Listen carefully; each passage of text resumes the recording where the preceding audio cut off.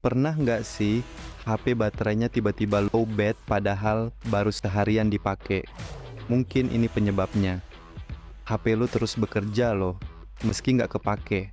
Dia cari sinyal, update aplikasi, sama terima notifikasi secara otomatis. Saat di tempat sinyal lemah, HP jadi makin kerja keras. Itulah kenapa baterai cepat habis dan kuota bisa boros. Solusinya, nyalain mode pesawat. HP lu berhenti cari sinyal, jadi baterai lebih hemat dan kuota aman. Juga, jaga kualitas video dan tutup aplikasi yang enggak kepake di latar belakang biar kuota nggak boros banget. Nah, sekarang lo udah tahu caranya. Gunakan HP dan kuota lo lebih efisien setiap hari. Simpan buat tips nanti.